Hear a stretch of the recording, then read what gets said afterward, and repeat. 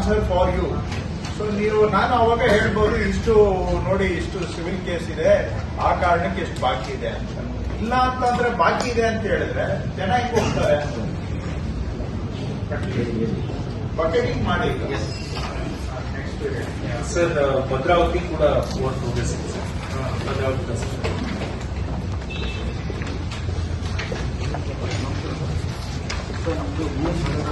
ಈಗ pending for 30 sir ನಮ್ದು 3143 ಇದೆ ಸರ್. 143 ಅರ್ಜಿಗಳು ಬಾಕಿ ಇದೆ ಸರ್.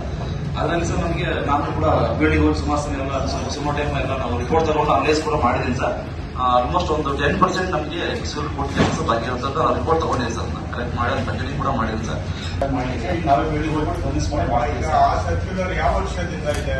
2020 ಮತ್ತೆ ಯಾಕೆ ಅದಕ್ಕೆ ಯಾವತ್ತಿಂದ ಅಪ್ಡೇಟ್ ಮಾಡಲಿಲ್ಲ ಕೇಳೋದು. ಈಗ ಆ ಸರ್ಕ್ಯುಲರ್ ಸರಿ ಇಲ್ಲ ಅನ್ನೋದು ಅವ್ರ ಭಾವನೆ ಆದ್ರೆ 21ನೇ ಇಸ್ವಿಯಿಂದ ಯಾರು ಅದನ್ನ ಯಾಕೆ ತಕರಾರು ಮಾಡಲಿಲ್ಲ? ಕೇಸ್ ಬೈ ಕೇಸ್ ಮಾಡೋವಾಗ ಆ ಸರ್ಕ್ಯುಲರ್ ನ ಉಪಯೋಗಿಸಿ ಮಾಡಿದಾರ ಇಲ್ವಾ? ಬಿ ಫ್ರ್ಯಾಂಕ್ ಅಪ್ಪ, ನೋಡಿ ನಾನ್ಗೆ ಕಂದಾಯ ಇಲಾಖೆ ನಾನ್ ಕೆಲಸ ಮಾಡಿಲ್ಲ